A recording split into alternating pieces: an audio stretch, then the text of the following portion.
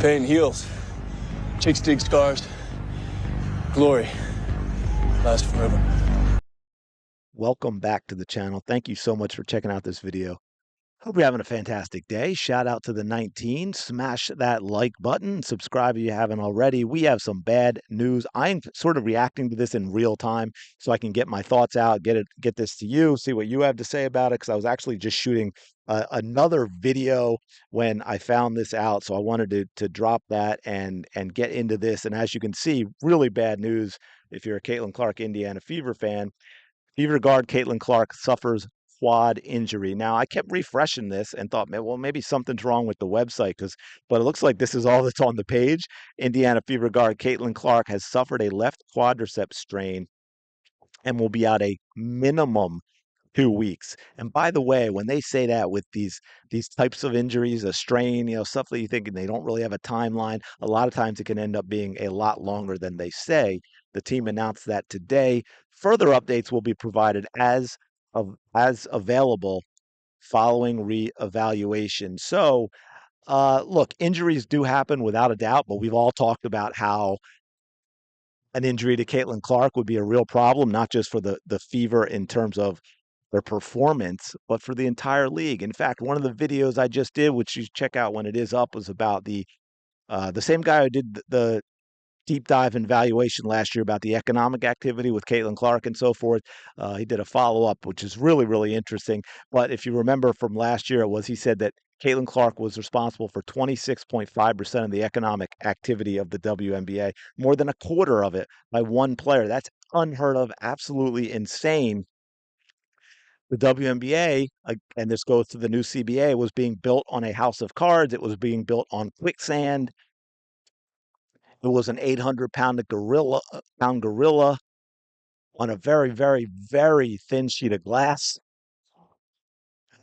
And now we have this. And I blame this. Yeah, I said injuries happen, but I'm going to do a little blaming on this one. I'm going to blame the front office for not getting a true backup point guard and instead going very, very old with this team that went from the youngest team in the league last year to one of the oldest. And yet the core of the team that is most important to the team is the core four, the big three from last season.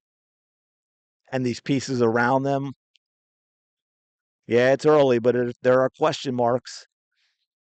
I would love to see Grace Berger right now. I really, really would, but we couldn't allow that to happen now, could we? So we'll see what happens now with the front office. I think they'll give the minutes to Sydney Colson, but I think they'll be better when Sophie Cunningham gets that, if that's the way they decide to go, and hopefully they do. It's going to be interesting to see how Aaliyah Boston performs without Caitlin Clark out there for an extended period of time, how Kelsey Mitchell performs. And look, they may surprise you. I mean, this should be a talented team, but I think you're also going to see issues with ratings. I think the short term, Caitlin Clark fans will support the Fever. I'm not so sure as many of them will watch other games like they have been, but that's going to be interesting as well. And of course, a lot of blame should go to both Kathy Engelbert as the WNBA commissioner, spineless herself, and the players on the other teams because of their absolute irrational hatred and jealousy, their petty emotionalism, because they can't get out of their feels. So they were decided that what they're going to do is beat up Caitlin Clark by constantly clutching, grabbing, pushing, pulling, elbowing, and everything else. In another video I did about Britt Griner, I showed a clip. I don't have it available right now, but I showed a clip, and you'll see it there, where off a pick, Caitlin's running into a pick and is running by it, and Griner actually throws the elbow into Caitlin Clark's throat. We saw a lot of stuff in the breakdown I did on the officiating with Caitlin Clark and the non-calls against the New York Liberty. And guess what? When you are constantly beating up a player like that, injuries are more likely to happen. This is on you, WNBA. This is on the players. This is on spineless Kathy Engelbert for allowing this absolute crap show, which is what it is. The officiating has been repulsive. The conduct by the other players has been repulsive. I also, if you remember, and I think it was in the first CC Sunday, and now there may not be another one. Well, this is gonna have an impact on me too, unless y'all still follow me and pay attention to other videos about the fever and what's going on. But remember I said 38 minutes in two of the four games. The other two, she played 32, but that was forced because of foul trouble and because of the blowout win. Because they don't have a point guard. They do not have a backup point guard. Sydney Colson, I'm sorry, people are going to get mad and I'll get the unsubscribes again, but Sydney Colson is not it. Sydney Colson can't be the starting point guard, folks. It's going to have to be Sophie Cunningham. And then Sydney will spell her. But again, that shortens the bench even more because basically what we had found out was that the roster is about 8 deep. And that's including Bonner, who's been ineffective for all four games. It's including Natasha Howard, who's basically had one really good game, as she's done other things. I'm not here to bust on players. I'm just reacting to what this does to the Indiana Fever. So you got a starting lineup of Cunningham, Hull, Mitchell. Well, yeah, Cunningham, Hull, Mitchell, Boston, and Howard. And then what's your bench? Dantas and Bonner? And then I guess Colson's going to be the backup for Cunningham. Michaela Timpson needs to get some time. Now, here's the perfect time for Michaela Timpson to get put out there. I think that that's going to be something that's really important as well, that she needs to get out on that court and let's see what she can do because 2 weeks minimum means it most likely will be longer. It also means Caitlin Clark's probably not coming back and being effective for 30, 35 minutes a game. So this is going to be a real test for the Indiana Fever. And it's going to be real interesting to see how the ratings go with other games. What are Fever fans going to do?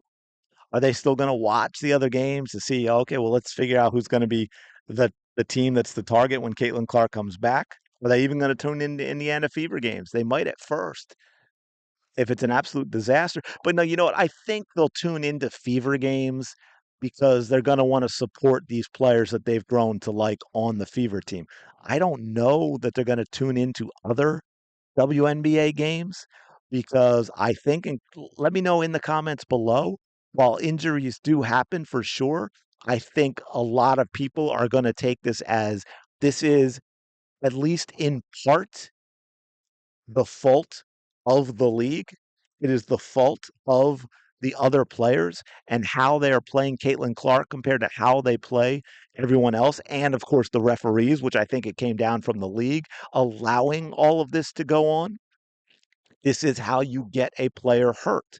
And we are seeing that now. And so now we're going to have to see the consequences. Luckily, if things go well, it is only 2 weeks. I didn't check the schedule to see how many games that is for the Indiana Fever, but I'm guessing it's probably in, I don't know, the 4 or 5 range, 4 to 6 maybe games, because, they did get a break here from Saturday until this Wednesday. So, but if we start the 2 weeks as of today, so maybe 4, 5, 6 games. But yeah, it's going to be interesting to see how this goes. It's going to be interesting to see how the team performs. It's going to be interesting to see who Stephanie White, Stephanie